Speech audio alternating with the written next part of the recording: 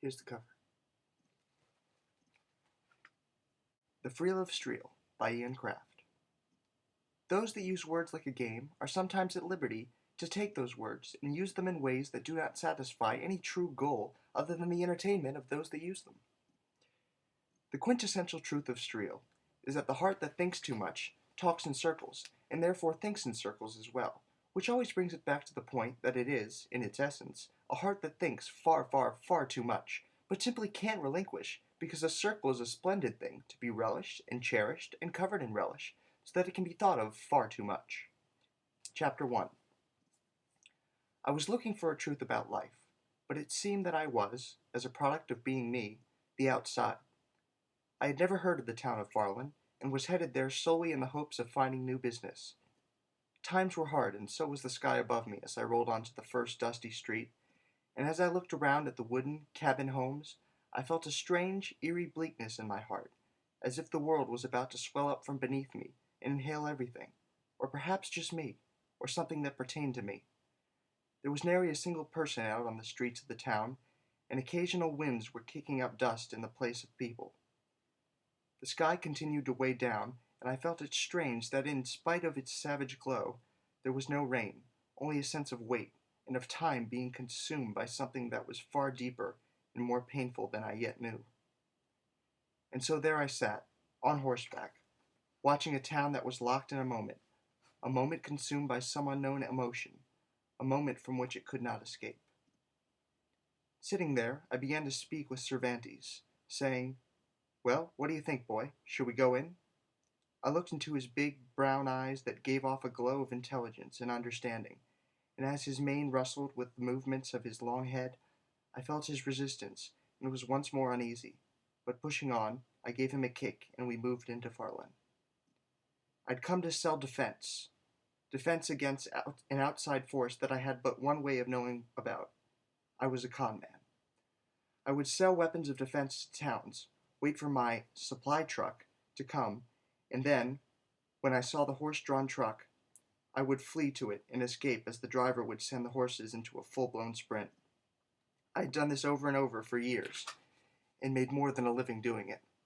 My supply truck, driven by a group of cohorts, was always 2 days behind, just for effect, and this was how I survived in the world. This was how I avoided death, by selling others their protection against a death that I had no way of foreseeing. Moving in through the town's front gates, I saw the most unnatural-looking skeleton that I had ever seen. Its skull had the shape of a cannon, and the bones of its body were all arched up like bent knees, except for its claws, which were powerful and yet, at the same time, subtle. As I looked at the bizarre skeleton with a perplexed gaze, I suddenly heard a voice. It was the voice of a child piping in like a student who was sure he knew the answer, and it said, "That's the Liberator. He died a long time ago, and his bones were left here." "Sure it is, kid," I responded sharply. "Who's in charge of this town?" "In charge? No one, really. You might want to talk to Agatha. She's kind of in charge. Or Mr. Gureel. But he can be kind of mean sometimes." "Where can I find Agatha?" "She lives in the house on the opposite corner of town. It's the one with the big red window. She knows a lot of things." "Thanks." I intentionally moved on without asking the kid's name, and began to make my way across the town. It was a strange place, assembled like an enormous square with a line of houses on each of the four sides. Most of the houses were connected, and as Cervantes' hooves clopped against the hard, dry, dusty terrain, I heard echoes, a sort of empty, dark evil emanating from the ground below, as if there were eyes right below my feet, or perhaps they were teeth. I found the house with the big red window, and was less than impressed with what I saw. The big red window that the little boy had described was more of a decrepit, broken square that just barely held a pane of glass from falling out. The red paint was cracked and chipping away, not to mention that the glass itself was mud-splattered and gave off a vile, grungy appearance that was amplified by the faded paint. The walkway leading up to the door was heavily obstructed by hanging tree branches that reached down from the untrimmed limbs, and the dying grass was intermittently long where it had not yet completely dried up and died. Dismounting Cervantes, I fought through the branches, feeling as though they were arms, pushing me back, trying to hold me away. I heard them snapping all around me as I put my head down and closed my eyes, pushing through like a small animal, blazing a trail through autumn's fallen leaves. When I finally reached the door, with its deep, dark lines and dry exterior, I knocked at it several times and was almost instantaneously met by an old woman's five-toothed smile.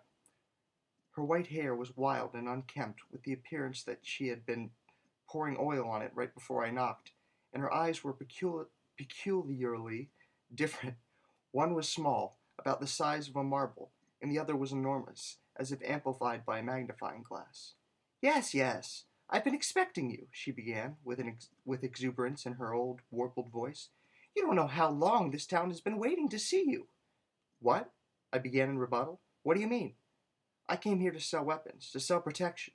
I don't have an appointment. No one knew I was coming. Yes, yes, everyone makes plans, and so do we, or so do I. Your appointment wasn't with anybody or anything, but it was there because I knew it was. What does that mean? It means that you should hold on to what you're selling. Now, what's your name, son? I don't know if you need to know that. I just want to talk to whoever's in charge of this town. The mayor, the sheriff, whoever. Well, I don't know anything about any sheriff or mayor, but you should talk to Mr. Greel and tell him that Agatha sent you to finish it. But please, come in. Recalling that name from earlier, I began to ponder how my fate was intertwined to Mr. Greel, why I was being pushed towards him, but wrote that thought off as rubbish. I suddenly felt my arm being grabbed as Agatha dragged me inside, turning around and moving into obscurity. The inside of the house was darker than night, and fumbling like a bat without a voice, I struggled to follow along behind the old woman. I heard a chair scraping across the floor as it was pulled out, and suddenly felt my legs give out from under me as the chair was shoved into the backs of my legs. I sat there, looking forward into complete obscurity, and began once more to make my plea. Please, I just want to speak to whoever's in charge. I told you to talk to Mr. Greel, but right now I want you to watch. Watch what? I can't see anything. Suddenly, however, both of the old woman's eyes lit up like white flames, and I could make out that I was seated in front of a table with a book on it. The book was old and covered in yellow dusty dust and mold. This, my boy, watch this, she said while pointing at the book. She opened the pages and began to point, reciting some words in a wispy voice, as if they were a prayer that I was meant to hear, or perhaps take part in. There was once a fisherman on a lake who knew but two things, how to live and how to catch fish. But when his line got snared to something on the bottom of the lake, he didn't know what to do, for he only knew how to catch fish, not how to fix problems caused by the fishing rod. And so he dove down into the water, thinking that he would go down and untangle the line. This was the solution of the man who knew little, to fight the problem at what he saw as the source. Down he swam, down towards the depths of the deep lake. And when he reached where the hook was snared against a sunken boat on the bottom of the lake, he realized he was running out of air, and so he grabbed the line and tried to swim back up. But it was to no avail, because he didn't see the real problem. No one knows if the man drowned or not, but he hasn't been heard from since. I listened to the story in slight amusement, and as the old lady concluded, I asked, "And what was the real problem?" as a slight jab at her lunacy. That's what you're here to find out, boy. What the problem is. I looked at her with a sudden weight in my heart and returned to my mantra. I'm just here to sell weapons. I have no interest in your town's folk legends. The old woman's eyes held open for a moment in a tremulous stare as she inspected my face. Her eyes then shut like two cellar doors, heavily and with a resonating sound that, although almost indistinguishable, reverberated into my heart. Go then. Find Mr. Greel. Maybe he can help you. Her words sounded like the beats of a drum that was foreboding a fateful event, and yet I still felt as though there was a smile in it, and I was strangely offset.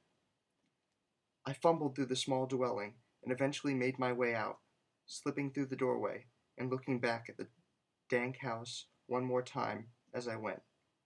For some reason, my mind was particularly drawn to that red window. Like the entrance to an ailing darkness, it stood, a portal to some hideous basement of existence. As I stepped out onto the street, I once more saw that little boy. "Hey, mister, where are you going?"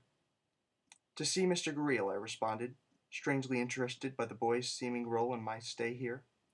"Yeah, you should talk to him. He lives over there."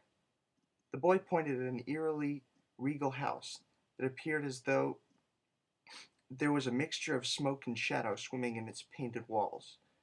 There was almost a face in the darkened blue exterior, and as I moved in to begin my con all over again, I felt jaws coming up from the underground once more, dragging me down to some other world like a snake dragging its prey back home in its belly. After tying up Cervantes, I began to approach the door, and with a fake salesman's smile, I then proceeded to the stairs, leaving the boy where he stood, and knocked. I waited. I heard rustling inside, rustling that could only be described as a struggle, as if someone with an animal biting their leg was trying to move away from the beast, trying to simply get it off of themselves. The door clicked, and before me stood a man who was wearing an eye patch over both eyes. There appeared to be a tiny hole in the right patch, and so looking at that spot, assuming that the man could see through it, I began to speak. "Sir, I have traveled all the way from the far north to warn you of an impending danger. There is an army coming, a dark army of bandits, thieves, murderers, and worse. They overran my town in the north, but luckily, as I deal in weapons, I was able to escape. Granted the cooperation of you and your town, I am able to help you forge an army and a full stock of weapons so that you can protect yourselves from the onslaught." "You're a bit late. The enemy showed up years ago." I looked at him perplexedly for a moment and began to wonder, what does he mean? How is that possible? There's no army. This is a con. "I don't think you understand, sir. I mean a real army with pistols, rifles, swords, and everything." "Oh, I understand, all right," the man said as he stepped fully into the doorway. "Just look at this house. It didn't always look like this. Not until the darkness came, anyway. But come inside. We'll talk." I began to feel hesitantly good about my con, but as I took my first step in, I felt the ground groan. I suddenly felt that I was in my own world, or another world at the least, and the eye-patched man, whom I took to be Mr. Greel, turned to me to ask, "You all right? Watch out now, the floor is tricky." The man led me to a table where he sat and extended his arm so as to indicate for me to sit across from him. "You're not quite what I expected," he began, "but then I guess that's what you can expect of right-handed people. There's so many of them, and they're all so unpredictable. Of course, left-handed people are no different, but I can always tell the difference. Yes, sir, I, for example, am a lefty, and that's why I can't avoid winding up in Streel. Right-handed people, however, can very well avoid it, but the problem is that they, like you, need to go.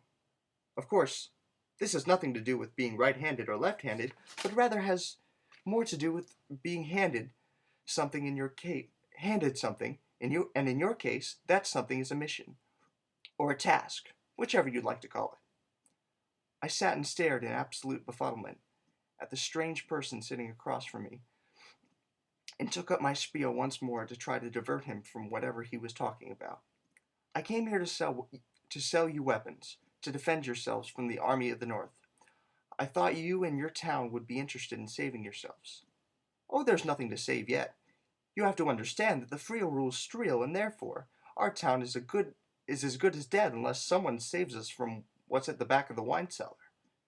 I began to assume that the man had in fact spent a little too much time in the wine cellar himself, and putting myself up on my feet, I said, "All right, I guess you have no interest in self-protection, so I'll move on to another town where maybe they're more interested."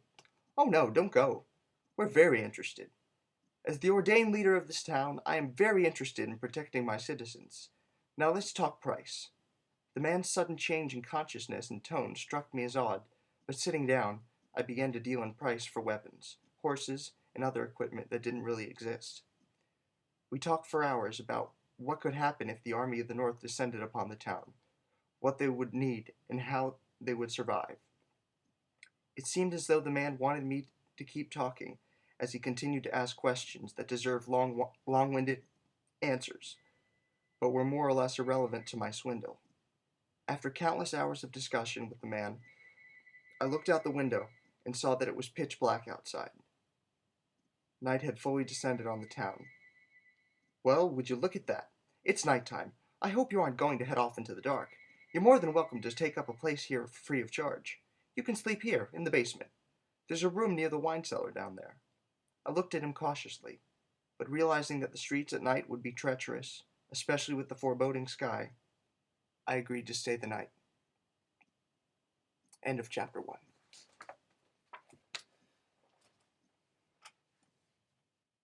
What's going on? Is this madness or craziness? Tune in next time to find out.